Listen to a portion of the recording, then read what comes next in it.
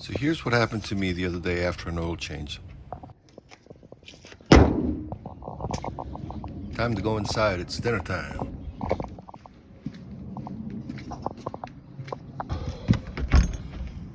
Uh-oh. Yep.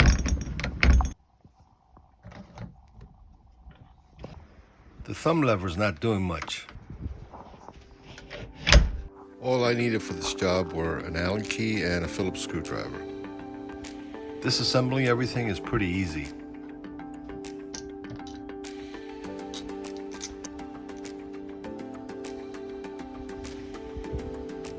Whoops, didn't mean to do that. That handle's pretty heavy, and if you're not careful, it's going to slip right out of your hand. So here you can see why the door wasn't opening. When you depress the thumb press, this bottom piece is supposed to go up. So let's take it apart and see what's inside.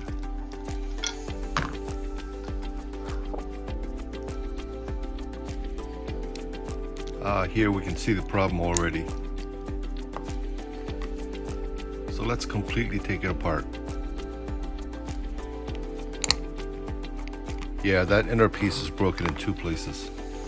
So I did my research online and found that I could find a replacement handle similar to this for about $400 to $500. Now that's a lot more than I thought it would cost, so I focused on just replacing the broken piece. After some deep digging, the only available option seemed to be the inner assembly that houses it. I did my best to verify that it's compatible with the rest of the hardware and decided to give it a shot.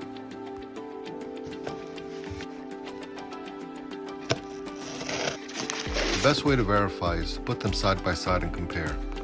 In order to do that, I had to reassemble the broken part.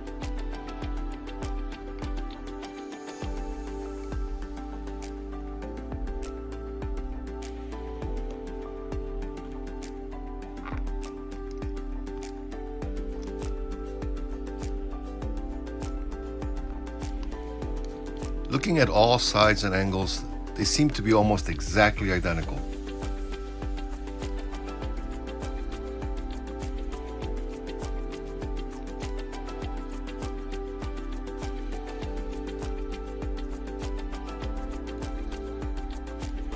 The only difference I can see are the lengths of the inner shafts.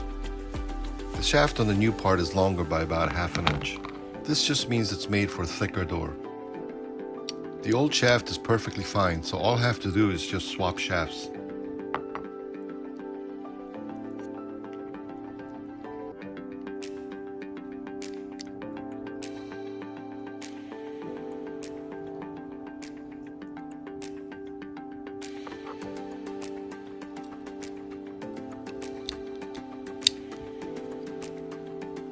Time to reassemble the handle with a new part.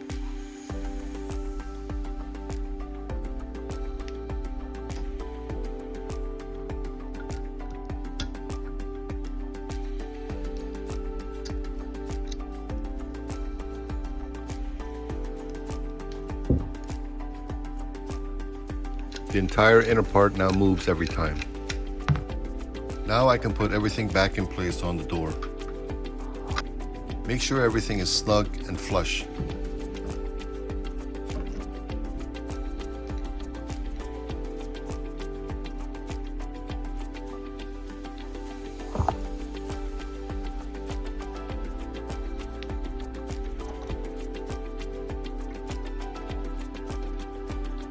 Confirm the latching mechanism works before you tighten everything up.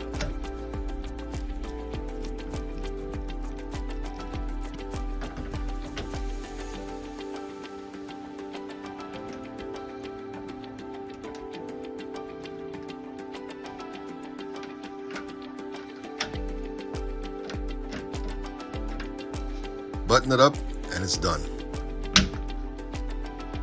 Now I can get back to working on my cars.